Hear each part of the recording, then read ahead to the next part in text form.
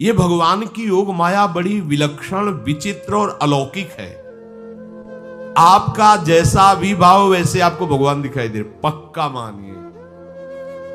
आप स्त्री भाव से देख रहे हैं तो भगवान आपको स्त्री रूप में आपके पास है, पुत्र भाव से पुत्र रूप में आप जान नहीं पा रहे, वही है, दूसरा नहीं है। हजारों बार बता चुके हैं कि ना मानने और ना जानने पर भी आपके हृदय में सत्ता उन्हीं की है।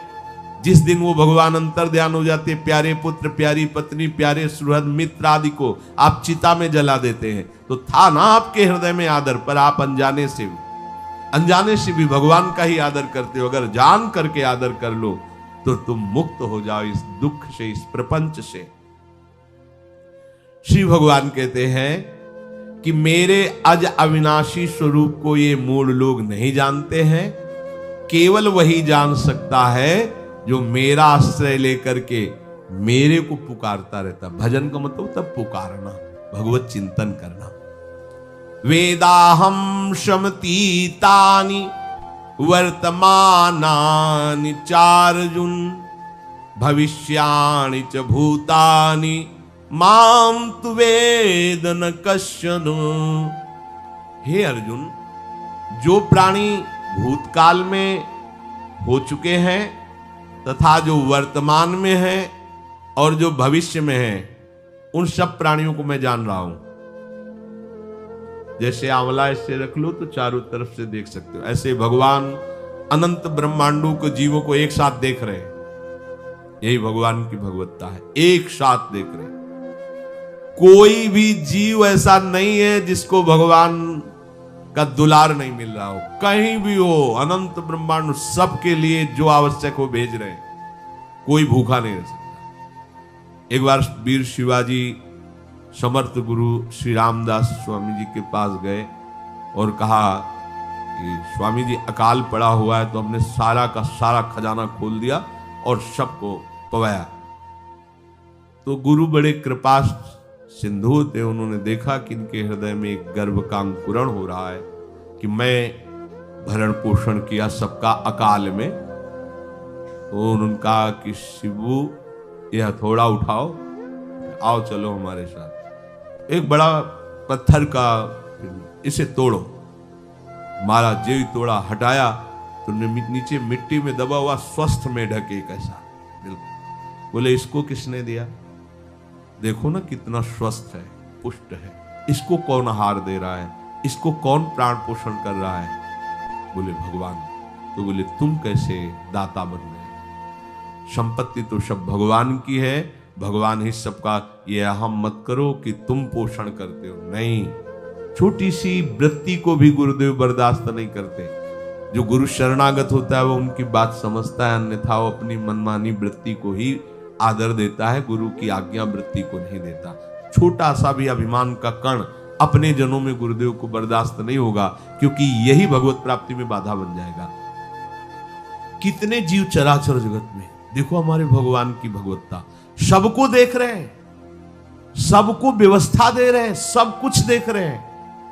3 प्रकार की लीला हो रही, कहीं पालन लीला, कहीं सृजन लीला, कहीं विनाश लीला, उन्हीं के द्वारा हो रही, वही देख रहे हैं, वही कर रहे हैं।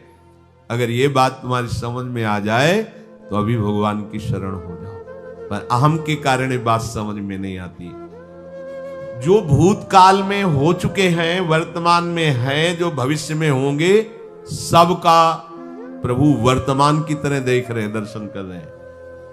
परंतु मुझे मेरे भक्त के सिवा कोई नहीं जानता है। भक्त के सिवा कश्यन, कोई भक्त बिरला, वही केवल भगवान को जान। भगवान सबको देख रहे हैं, भगवान की दृष्टि सब पे है। अगर ये बात आपकी समझ में आ जाए तो अभी आनंद आने लगेगा। मैं भगवान की दृष्टि में हूं, बस आज हमें सत्संग से बात मिली कि मैं भगवान की दृष्टि में हूं, मुझे वो देख रहे हैं, बढ़िया बन गया। अब आप पाप कैसे करोगे? क्योंकि भगवान की दृष्टि में भगवान आपको देख रहे हैं। डरो, किसी गवाही की जरूरत नहीं, वो देख रहे हैं। तो आप भय क्यों कर रहे हो? आपको भगवान देख रहे हैं, आपको डरना नहीं। फिर आप कामना क्यों कर रहे हो? भगवान आपको देख रहे हैं, जो चाहिए उस समय से दे देंगे, आप निश्चिंत रहिए। अगर आप अहम करोगे तो दुख भोगोगे, आश्रित रहोगे तो सब अपने आप निर्वाह हो जाएगा।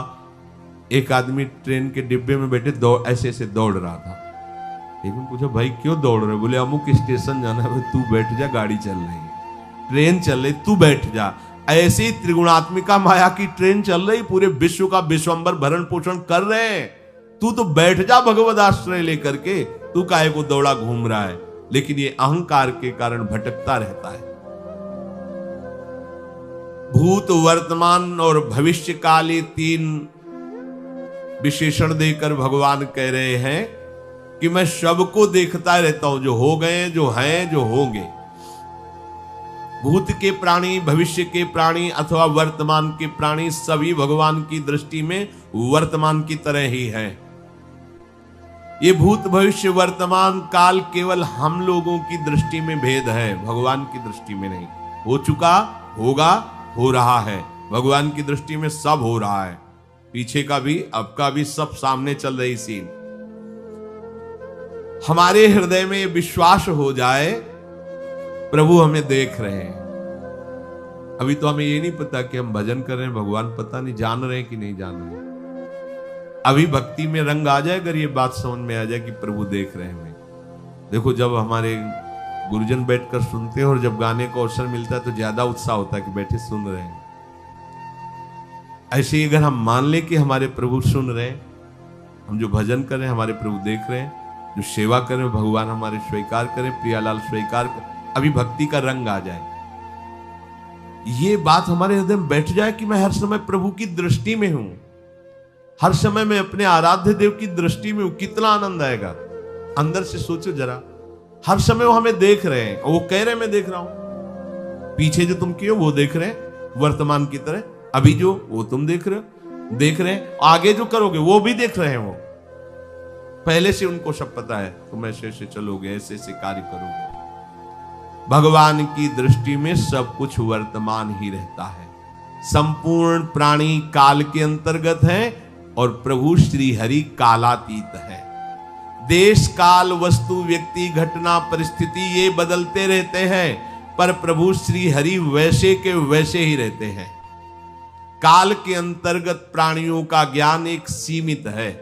अब इस दीवार के पीछे कौन खड़ा है, क्या कर रहा है पता नहीं, पर भगवान की दृष्टि में नहीं। भगवान की दृष्टि में सुमेरु पर्वत पर क्या हो रहा है, जहां किसी की दृष्टि, वहां भी उनको। ब्रह्मलोक में ब्रह्मा क्या कर रहे हैं, बैठे बैठे सब। इसलिए कितने महान ईश्वर हैं। एक छोटी सी भी चींटी को दाना मिला कि नहीं, उनको चिंता है। देखो, आप छोटे से 2-4 लोगों का भार लेकर के चिंतित हो रहे हो, अनंत ब्रह्मांडों के अनंत जीवों का भरण पोषण प्रभु हमारे कर रहे हैं और निश्चिंत हैं। अचिंत शक्तियां भगवान की, तो आप भी तो उनके बच्चे हो ना। ये सब कहने का मतलब है आप भी तो उन्हीं के अंश हो ना।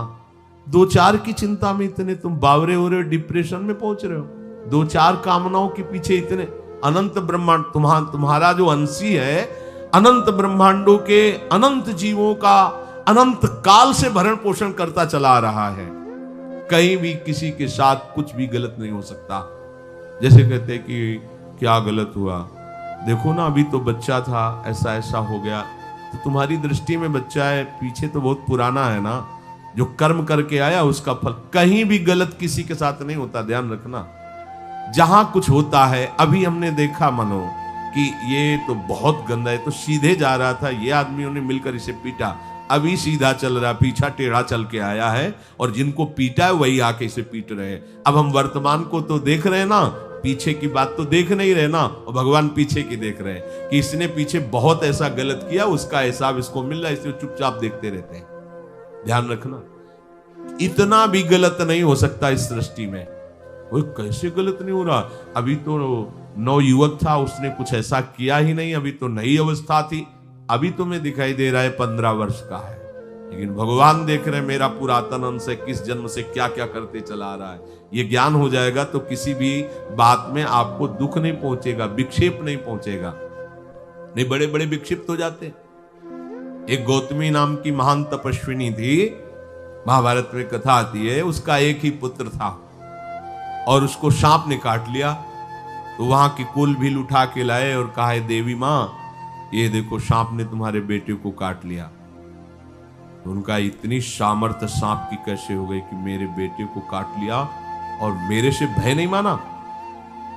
आकर्षण वृत्ति जीव ही की सांप सामने आ गया, तूने क्यों काटा, मैं तुम्हें भस्म कर दूंगी। तो आपने कहा पहले हमारी प्रार्थना सुन लो। मेरे सर पर मृत्यु ने आकर के अपना शासन जमा लिया और कटवा दिया, मेरा कोई दोष नहीं। मृत्यु का आकर्षण किया, महान तपस्विनी भगवान व्यासदेव जी ने ये लीला कथा गाई। मृत्यु का आकर्षण किया, साक्षात मृत्यु सामने आ गई, थर थर कांपने लगी। गौतमी जी ने कहा मैं अपने तपस्या के बल से तुम्हें भस्म कर दूंगी। हमारे ऐसे निष्पाप बालक को तुमने सांप के द्वारा प्रेरित करके कटवाया। बोले मेरे ऊपर काल का शासन है, काल ने मुझे प्रेरित किया, मैंने सांप को प्रेरित किया, मेरा कोई दोष नहीं, ये काल का शासन। काल का आवाहन किया, काल उपस्थित हुआ। काल ने कहा कि मेरा इसमें कोई दोष नहीं, इस बालक के पूर्व जन्म के कर्म के द्वारा मैं प्रेरित हूं। इस बालक के कर्म से प्रेरित होकर मैंने मृत्यु को प्रेरणा की, मृत्यु ने सांप को प्रेरणा की और इसने डस लिया। अब आप बताओ किसका दोष है? शांत हो गए, क्योंकि इस बालक के ही तो कौन काहू के सुख दुख कर दाता, निज कृत कर्म भोग सुन भ्राता। कोई किसी के सुख दुख का हेतु नहीं है, अपने कर्म ही है जो हमको दुख सुख देते हैं। और ये भगवान देख रहे हैं। कोई जैसे आपको अभी मनुष्य शरीर मिला, स्वतंत्रता है, अब आप जो पापाचरण चाहो छूट है कर सकते, या जो पुण्य कर्म चाहो कर सकते, या भजन करना चाहो कर सकते हो। ये स्वतंत्रता केवल मनुष्य शरीर को दी गई है। आपको जो पूर्व भोग मिल रहे हैं वो आपके पीछे के कर्मों के हैं। तो जो ज्ञानी जन होते हैं, विवेकी जन होते हैं, आए हुए प्रारब्ध को भोग लेते हैं, नया कोई पाप नहीं करते, निरंतर भजन करते रहते, भगवान की कृपा से मुक्त हो जाते। अगर भगवान की शरण में नहीं होगे, भजन नहीं करोगे, तो आपके ऊपर बहुत से ऋण है, दुर्गति हो जाएगी। ऐसा नहीं है।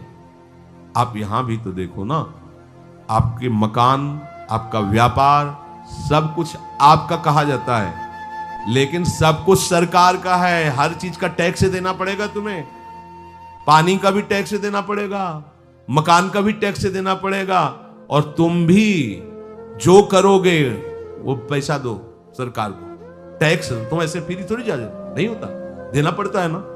आप मान लो नौकरी कर रहे हो कि हमारी नौकरी करे, तो उसमें सरकारी टैक्स कटेगा आपका, क्योंकि आप सरकारी आदमी हो, भारत देश के वासी हो। ऐसे ही ये टैक्स लगे हुए हैं सरकारी भी, मातृ ऋण, पितृ ऋण, ऋषि ऋण, ये टैक्स है। ऐसा नहीं कि तुम कमाओ खाओ और इसके बाद मर के जाओ स्वर्ग मिलेगा। टैक्स चुकाओ। ये मनुष्य शरीर मिला, इन ऋणों से मुक्त हो। अगर नहीं हुए तो भी तुम्हें दुर्गति होगी। आप देखो, जब कभी ऐसी सूचना मिलती कि अमुक आदमी का अमुक धन पकड़ा गया, तो इनाम दिया जाता है क्या कि इतना कमा लिया? सजा दी जाती है, तुमने टैक्स की चोरी की। अगर चोरी नहीं की, मेहनत से कमाया या व्यापार से कमाया, दिया नहीं सरकार को, हाँ दिया नहीं, इसीलिए तुम्हें टैक्स की चोरी का दंड मिलेगा, सारा धन अपहृत हो जाएगा, तुम्हारी निंदा होगी, तुम्हें सजा मिलेगी। बोलो मिलती है नहीं? ऐसे ही ये लड़का, बच्चा, पत्नी, पुत्र, परिवार जो भी है, ये सब श्री भगवान का तुम्हें टैक्स देना है। क्या टैक्स देना है? भगवान की शरण होकर उनका सुमिरन करो, सारे ऋणों से वो मुक्त कर देंगे। एकादशी स्कंद में कहा है, मेरा भजन करने वाले का कोई ऋण नहीं रह जाता। और नहीं तो महाभारत में ही प्रसंग आता है, एक जरत्कारु नाम के ब्रह्म ऋषि थे। ऋषि और भक्त में बड़ा अंतर होता है। वो तपस्या प्रधान, जैसे दुर्वासा ऋषि तपस्या प्रधान थे, वो बाल ब्रह्मचारी और तपस्या से युक्त एक दिन भ्रमण कर रहे थे, तो आवाज आई, मेरी रक्षा करो, मेरी रक्षा करो।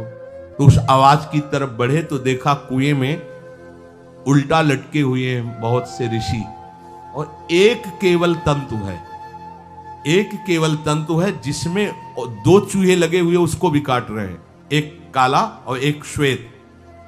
तो उन्होंने देखा और दयालु हो गए कि ऋषियों, मैं तुम्हारी कैसे रक्षा कर सकता हूं? तो उन्होंने कहा कि ये जो दो चूहे हैं रात और दिन हैं, और जो हम लोग हैं ये तुम्हारे पितर हैं। ये चूहे तुम्हारी आयु को काट रहे हैं, एक तंतु हमारे कुल में केवल तुम ही हो, और तुमने तपस्या की ठान ली, ब्याह किया नहीं, गृहस्थ धर्म में गए नहीं, पुत्र हुआ नहीं, तो तपस्या में, भक्ति में एक दम है कि सब ऋणों से मुक्त कर देगी। ये बात ध्यान रखना, तपस्वी अलग है, भक्त अलग। इसलिए पीछे चर्चा आई थी कि तपस्वियों से भी अधिक, ज्ञानियों से भी अधिक, कर्मकांडियों से भी अधिक वो मेरा भक्त योगी होता है।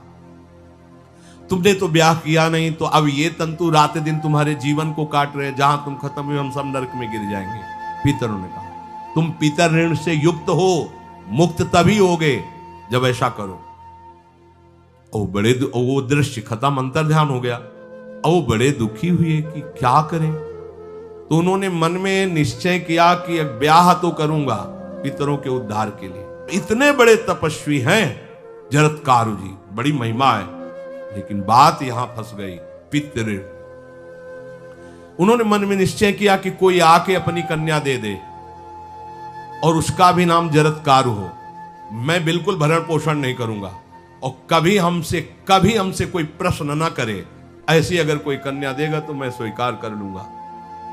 अब ऐसे ना नगर जाना है ना किसी से बात करनी, तो वृक्षों से कहते अपने पितरों के उद्धार के लिए मैं चाहता हूं कि कोई पाणी ग्रहण संस्कार करा दे, कोई हमारे नाम की कन्या को दे दे, और ऐसा ऐसा व्रत है। ऐसा ही बोल रहे थे कि वासुकी नाग उपस्थित हो गए और उनकी बहन का भी नाम जरत्कारु था। उन्होंने कहा सुनिए महाराज, मैं नागराज वासुकी हूं, सब देव रूप में, तो ऐसे नहीं सांप वैसे वाले देव रूप, सुंदर कन्या जरत्कारु। बोले ये कन्या मैं आपको समर्पित करता हूं, हमारा सौभाग्य होगा आप जैसा महर्षि हमारी बहन का पति बने। इसका भी नाम जरत्कारु है और आपकी जो इच्छा है कि मैं भरण पोषण नहीं करूंगा, तो मेरे पास संपूर्ण वैभव है, आप भी पधारिए, मैं आपका भी भरण पोषण करूंगा, अपनी बहन का भी। तीसरी बात, मेरी बहन इतनी शास्त्र सम्मत आराधना से युक्त है कि वो कभी आपसे प्रश्न ही नहीं करेगी, तो उनका स्वीकार है। प्रसन्न हुए, चले गए। काफी समय तक उनके महल में रहे। एक दिन जरत्कारु अपनी जरत्कारु पत्नी की गोद में सर रख कर ऐसे लेटे हुए थे, सो गए। और शास्त्रज्ञ थी, संध्या का काल था। संध्या काल में निषेध है मैथुन करना, भोजन करना और स्वाध्याय करना, ये सब संध्या काल में बस भगवत स्मरण परायण लोकवत। लेकिन हमारे यहाँ महारानी जी की संध्या आरती और संध्या भोग लगने के बाद ये इसीलिए वृंदावन धाम इसका कहीं भी ये वेदान्नपि संन्यस्त, वेदों से भी ऊपर उठी हुई रसमयी रसोपासना है। प्रियालाल की महल है, ये जगत सिद्धांत नहीं है, ये जगदीश का भी सिद्धांत नहीं है, ये प्रेम सिद्धांत है। वृंदावन नित्य विहार रस है, इसलिए इसको बीच में बता देते हैं कहेंगे दूसरे को तो, और यहाँ शाम के तो भोग ही लगता है, गान बजान होता है, बकाया सिद्धांत है। आंख मूंद करके या तो गायत्री जप या जो गुरु मंत्र चुपचाप शांत भाव से जपे, ऐसा। अब वो इस चिंता में थे कि मेरे पति का धर्म जा रहा है और मैंने आज तक कुछ बोला नहीं अपने पति से। अगर बोलती हूं तो हो सकता है ये नाराज हो जाए और छोड़कर चले जाए। अगर मुझे छोड़ देते हैं और इनका धर्म बचता है तो ये ठीक बात रहेगी। कितनी विवेकवान है। अगर ये सोते रह गए और सूर्य अस्ताचल को चले गए तो इनका धर्म लोप हो जाएगा। ये मैं होने नहीं दूंगी, अपने पति का धर्म लोप नहीं होने। और वो उस समय भी केवल एक लंगोटी लगा के रहते थे, अस्थि मात्र हो रहे शरीर। वहां भी ऐसा नहीं कि दूल्हा बन करके सज, नहीं, वैसे ही केवल पितरों की तृप्ति के लिए उन्होंने बात स्वीकार की थी। उन्होंने कहा महाराज उठिए, संध्या का समय है, शास्त्र निषेध करता है इस समय सोना नहीं चाहिए, नहीं आपके धर्म का लोप हो जाएगा। महाराज उठिए, सूर्य अस्ताचल को बस पहुंचने ही वाले हैं, उठिए। उठे एकदम लाल आंख करते हुए, तुमने हमें टोका कैसे, तुमने हमसे प्रश्न कैसे कर दिया, मैं अभी तुम्हारा त्याग करता हूं। बोले स्वीकार है, आपके धर्म का लोप ना हो। कहीं सूर्य अस्ताचल को चले गए, आपने अर्घ नहीं दिया तो जीवन भर की आपकी उपासना में कलंक लग जाएगा कि आपने संध्या काल में शयन करते हुए सूर्य आराधना नहीं की, आपके धर्म का लोप हो जाए। बड़ा सूक्ष्म धर्म का विषय। तो उनका सूर्य की ताकत कैसे कि मैं सोता रहूं और वो अस्ताचल को चले जाए, ऐसे महात्मा थे। का सूर्य की ताकत कैसे, भगवान व्यास देव जी ने लिखा है, किसी कहानी की बात नहीं। सूर्य की सामर्थ्य कैसे कि मैं अर्घ ना दूं और वो अस्ताचल को चले जाएं, सूर्य तब तक रुके रहते जब तक मैं सोता रहता। पर तुमने टोक दिया, अब मैं चला। जब चली तो उन्होंने कहा हमारे गृहस्थ धर्म का जो फल होता है आपके पाणी ग्रहण स्वीकार का जो फल होता है, उसको बिना दिए आप कैसे चले जा रहे हैं? तो उनका आस्ति वो है, चले गए। उसी से आस्तिक मुनि का प्रादुर्भाव हुआ और उन्होंने आगे बड़ा चरित्र है उनका, आस्ति, तो उसी से नाम रखा आस्तिक। आस्तिक उन्होंने जन्मेजय की यज्ञ को बंद किया। आप सोचो, एक पितर की तृप्ति के लिए उनको ये सब करना पड़ा। और श्री हरिशरणम और निरंतर भजन, तो मातृण, पितृण, देवऋण, ऋषि ऋण, सब ऋणों से उपासक मुक्त होकर के परम धाम को जाता है, एकमात्र भगवदास है। पर ये मूढ़ जन इस बात को नहीं जान पाते हैं। बिना कारण कृपा करने वाले प्रभु जीव को मनुष्य शरीर देते हैं। ये मनुष्य शरीर अंतिम शरीर है, अगर इसमें नहीं बना तो फिर चले जाओगे 84 लाख योनियों के चक्र में। इसी शरीर में अनंत जन्मों के संचित कर्म समुदाय का नाश करके भगवत प्राप्ति होती है या मोक्ष पद मिलता है। कौन सा प्राणी किस गति को जाएगा भगवान देखते हैं पर संकल्प नहीं करते, ध्यान रखना, क्योंकि आगे की भी देख रहे हैं, वो देख रहे हैं जो तुम कर रहे हो वैसी गति बनती चली जाएगी। भगवान संकल्प नहीं करते। भगवान तो एक बार संकल्प कर दिया, एको हम बहुश्यामा, उसी में बहुत रूपों में प्रकट हो गए। अब तुम्हें संकल्प करना है कि इस जन्म में मुझे भगवत प्राप्ति करनी है। जो संत शास्त्र सदगुरुदेव कह रहे हैं ऐसा करो ऐसा ना करो, यदि आप इस भावना को स्वीकार करके आराधना करेंगे तो निश्चित निश्चित भगवत प्राप्ति इसी जन्म में हो जाएगी। प्रभु केवल तुम्हें निमित्त बनाना चाहते हैं, कल्याण तो वही करेंगे। जैसे अर्जुन से कह रहे हैं भीष्म आदि द्रोण आदि मेरे द्वारा मारे जा चुके हैं, तुम केवल निमित्त मात्र भव सव्यसाची। ऐसे ही अय उपासक तू केवल निमित्त बन जा। जो शास्त्र सदगुरुदेव आज्ञा करते हैं वैसे ही तू चल दे अपने मन को मार के, केवल तू निमित्त बन जा। कल्याण या भगवत प्राप्ति या मोक्ष वो तो भगवत कृपा से होगी। पूरी उद्धार की सामग्री तेरे अंदर जागृत कर देंगे प्रभु। केवल तू निमित्त बन जा, मेरी कृपा तेरी सारी बात बना देगी। विश्वास करो, इस बात पर विश्वास करो। भगवान कह रहे हैं तुम निमित्त बन जाओ, जो आदेश कर रहे हैं वैसा पालन करो, काम तो सब मेरी कृपा कर देगी। जो ऐसे मनुष्य शरीर ऐसी कृपा प्राप्त होने पर भी भगवत प्राप्ति नहीं कर पाता, तो मयानुकूलेन नभस्वतेरितम पुमान भवाब्धिम न तरेत सा आत्मा। ऐसी मेरी कृपा का सहारा मिलने पर यदि वो भगवत प्राप्ति नहीं कर पाता तो बोले आत्महा है, वो आत्महत्यारा है, वो दुर्गति को प्राप्त होता है। राधा वल्लभ श्री हरिवंश महाराज जी के ऐसे सत्संग सुनने के लिए आप हमारे चैनल को अभी सब्सक्राइब कर लीजिए और बेल आइकन के नोटिफिकेशन को ऑन कर लीजिए, जिससे महाराज जी की वीडियो सबसे पहले आप तक पहुंचने में आसानी होगी। राधे राधे।